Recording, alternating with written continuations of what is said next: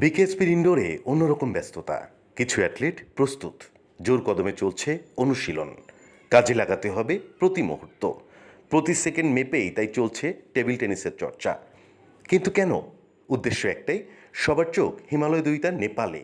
সেখানেই বসছে south Asian junior table tennis চ্যাম্পিয়নশিপের এবারের আসর। তবে আসর বদলালেও মঞ্চটা নতুন নয়। জাতীয় পর্যায়ে বাজিমাত করা এই অ্যাথলেটরা আগেও সাউথ এশিয়ার মঞ্চে নিজেদের প্রমাণ করেছেন। স্বর্ণ, রৌপ্য, ব্রোঞ্জ সহ বহু পদকে ভরেছেন অর্জনের ডালি। এবার লাল সবুজের জার্সিতে ১৬ জন ক্রীড়াবিদ অংশ নেবেন দক্ষিণ এশিয়ার শ্রেষ্ঠত্বের লড়াইয়ে, যার মধ্যে ১৫ জনই বিকেএসপির। অনূর্ধ্ব-15, অনূর্ধ্ব-19 দলের জুনিয়র ও ক্যাডেট এই দুইটি ক্যাটাগরিতে জুনিয়র টেবিল টেনিস চ্যাম্পিয়নশিপে অংশ নেবে বাংলাদেশ। শ্রীলঙ্কায় গেলবারের ধারাবাহিক পারফরমেন্সকে পুঁজি করে এবার তারা করতে চান নেপাল জয়।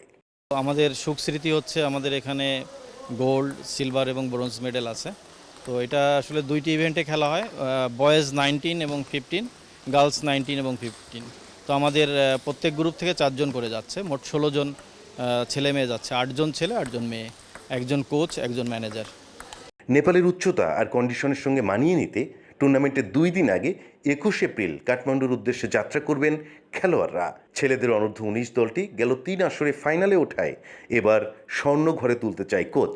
মেয়েদের ইভেন্টের ব্রোঞ্জ পদকের স্মৃতি টপকে শীর্ষেই চোখ বাংলাদেশের। নেপালে আমরা সি লেভেল থেকে অনেক উচ্চতায় যাচ্ছি, তো এখানে পারফরমেন্সের খুব একটা আপ ডাউন হয়। তো সেক্ষেত্রে আমরা 2 দিন আগে যাচ্ছি। আমাদের ম্যাচ 23 তারিখে শুরু হবে, আমরা 21 তারিখে যাচ্ছি, 27 তারিখে ম্যাচ শেষ হবে।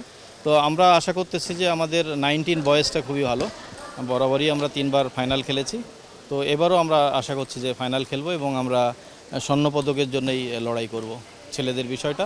আর মেয়েদের আমরা আসলে ব্রোঞ্জ পদক পর্যন্ত আটকায় আছি, আমরা এখানে সিলভার নিয়ে আমরা চেষ্টা করতেছি এবং 15-এ আশা করতেছি বয়েজ এবং গার্লস উভয়ই ভালো করবে এবার। বিকেএসপির নিবিড় পরিচর্যা আর উন্নত প্রশিক্ষণের সাথে আধুনিক সুযোগ সুবিধায় অনুশীলন অ্যাথলেটদের করেছে উচ্ছ্বসিত প্রত্যয়ী। নিজেদের ব্যক্তিগত রেকর্ডের পাশাপাশি দলীয় অর্জনে দেশের মুখ উজ্জ্বল করতে মুখিয়ে তারা। অল্প সময়ের মধ্যে যতটুকু আমাদের দরকার ততটুকু করতেছি আমরা আমাদের মতো করে, কিন্তু আমরা চেষ্টা করব আগের দিনের মতো। আমরা 2022 সালে যেরকম মালদ্বীপে আমরা গোল্ড মেডেল পেয়েছিলাম, সেরকমভাবে আমরা চেষ্টা করবো এবারও আমাদের সর্বোচ্চটুকু দিয়ে খেলার আর দেশের জন্য ভালো কিছু করে বয়ে আনার। আমরা প্রস্তুতি নিচ্ছি সাউথ এশিয়ানের জন্য। এবারে টিমসে, আগের বারে তো যেহেতু টিমসে কোনো মেডেল হয় নাই, তো এবারে আমরা চাচ্ছি টিমসে মেডেল আনতে 19-এ। আমাদের ইসতে প্র্যাকটিস অনেক সুন্দর হচ্ছে, আমাদের মনে হচ্ছে গোল্ড আসবে ইনশাল্লাহ। আমরা গোল্ডের আশা করে যাচ্ছি। এর আগেরবারও তো গেছিলাম, এরবার একদিন আগে গেছিলাম, এটা ইনশাল্লাহ খেলতে ভালো পারছি। এবারও ইনশাল্লাহ পারবো, 2 দিন আগে যেহেতু হচ্ছে। আগের বার বাংলাদেশ শ্রীলঙ্কার কাছে 3-0 হারছে, এই জন্য আমার মেইন টার্গেট এবারই শ্রীলঙ্কাকে 3-0 দিব। নেপালে পুরো দলের যাতায়াত থেকে শুরু করে সব কিছুর খরচ বহন করবে বাংলাদেশ টেবিল টেনিস ফেডারেশন। ইতোমধ্যেই যুব ক্রীড়া মন্ত্রণালয়ের ছাড়পত্র পেয়ে গেছে খেলোয়াড়, কোচ ও ম্যানেজার। প্রথমে তো আমাদের বাছাই হলো, ওই বাছাইয়ের পর্ব থেকে যারা এখন আসছেন এরা সবাই যাবে। 21 তারিখে আমাদের রওনা দেবে ইনশাল্লাহ ওরা। এটা সম্পূর্ণভাবে বিকেএসপিতে তো আমাদের সহযোগিতা করেছে, সাথে ফেডারেশন সম্পূর্ণ খরচ বেয়ার করবে, আসা যাওয়া সব কিছু। 21 এপ্রিল ভেন্যুতে পৌঁছালেও বাংলাদেশের লড়াই শুরু 23 এপ্রিল।